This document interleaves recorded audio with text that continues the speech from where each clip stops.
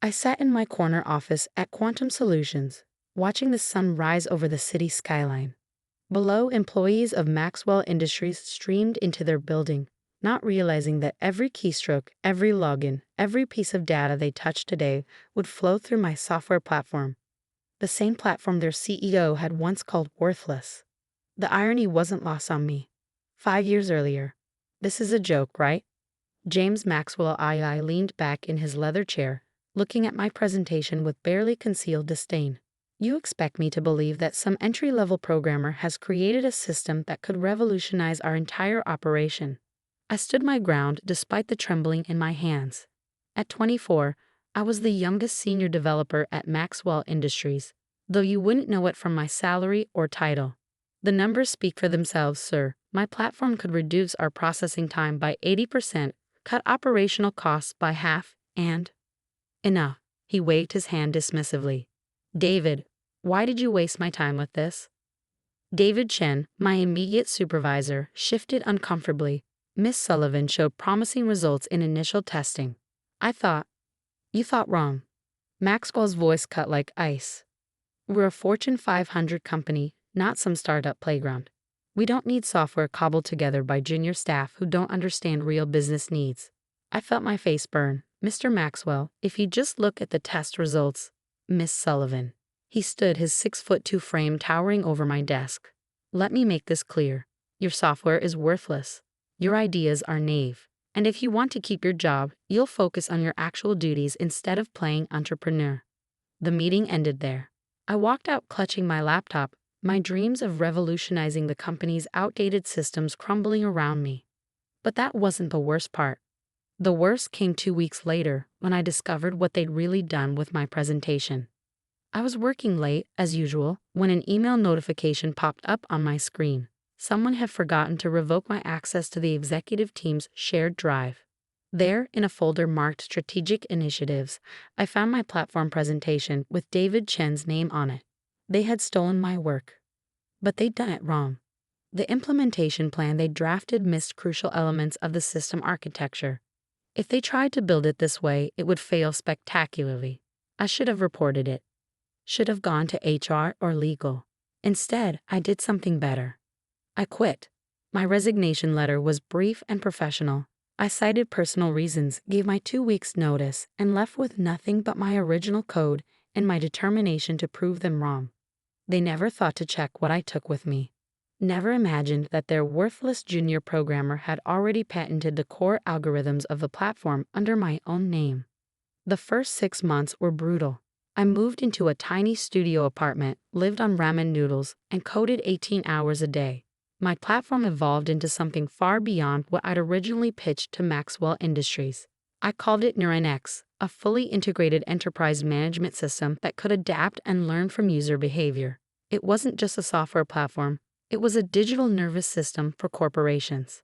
Then came the meeting that changed everything. Sarah Zhang, a venture capitalist known for her sharp instincts in tech investments, actually listened to my pitch. Really listened. Walk me through the architecture again, she said, leaning forward in her chair. How does the neural learning component interface with legacy systems? For 2 hours, we discussed technical specifications, market potential, and scaling strategies. By the end, she wasn't just interested, she was excited. This is remarkable, she said finally. But why hasn't anyone else developed something similar? I smiled. They tried. Maxwell Industries attempted it last year, failed spectacularly. Her eyes narrowed. The Maxwell implementation failure. That was your system. No, I corrected her.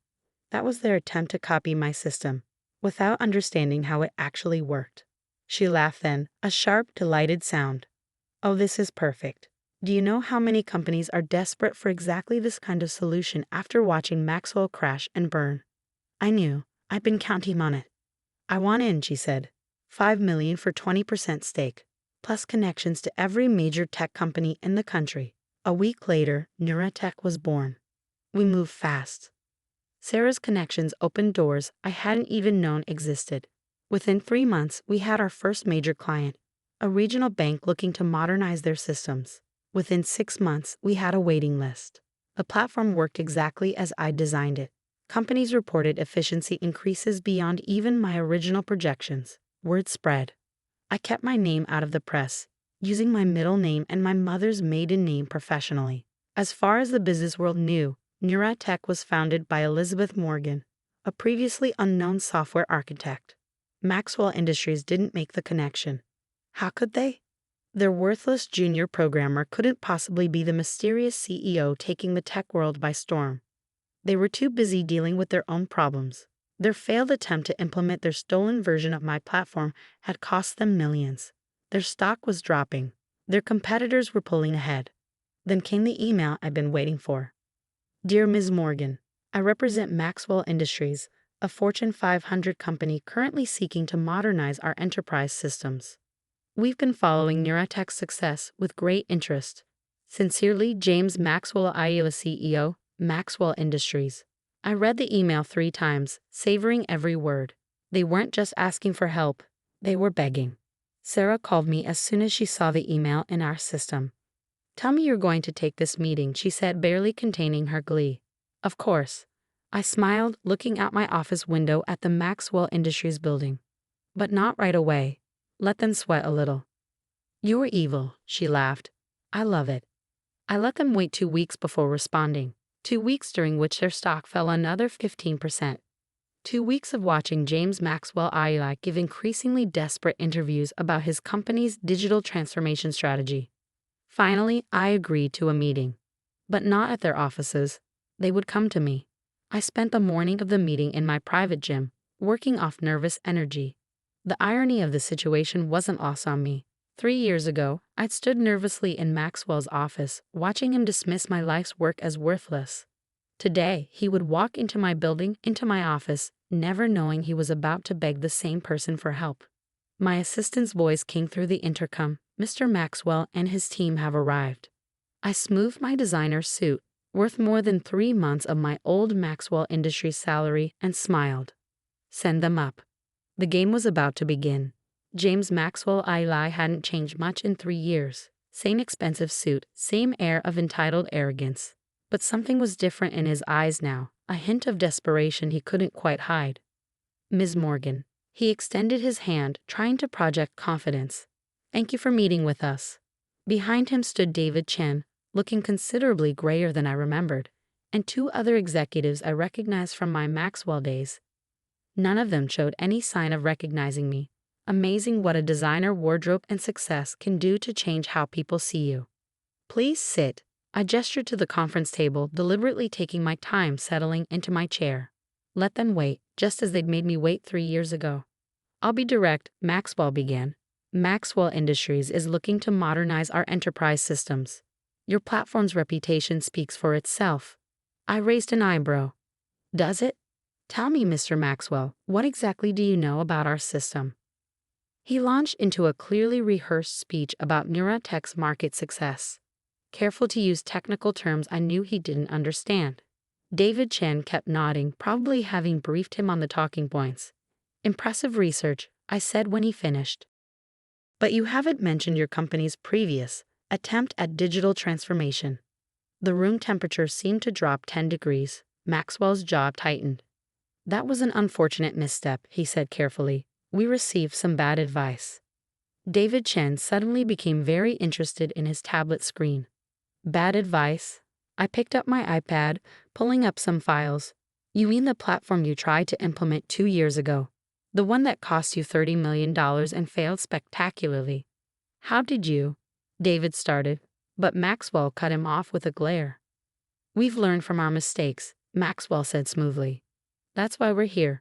We need the best, and Neuratech is clearly the best. I stood walking to the floor-to-ceiling windows. Below, the Maxwell Industries building stood like a monument to outdated thinking. Tell me, I said, still looking out, what happened to the developer who originally designed that system? The one whose work you tried to steal. The silence behind me was deafening. I don't know what you're talking about, Maxwell said finally, but his voice had lost its smoothness. I turned back, fixing him with a steady gaze. No, let me refresh your memory. Young developer, female, presented a revolutionary platform design. You called it worthless. Ring any bells? David Chen's face had gone pale. Maxwell's eyes narrowed. How do you know? I smiled, sitting back down. I know everything about Maxwell Industries, Mr. Maxwell. I know your stock has dropped 40% this year. I know you've lost 3 major clients to competitors using Neuratech systems.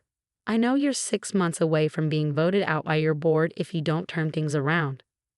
Who are you? He whispered. I pressed a button on my desk, and the wall screen came to life. On it appeared my old platform presentation, the original one, with my name on it. Hello, Mr. Maxwell. Remember me? The worthless junior programmer? The room erupted in chaos. David Chen actually dropped his tablet. Maxwell surged to his feet, his face turning an interesting shade of purple. This is impossible, he sputtered. You can't be. Elizabeth Morgan. That's my middle name and my mother's maiden name. But you knew me as Alice Sullivan, the developer whose work you stole, the one whose ideas you called worthless. We'll sue, he threatened, but his voice shook. That platform was developed while you worked for us. No, I cut him off. The patents were filed before I ever showed you the presentation. Check your records.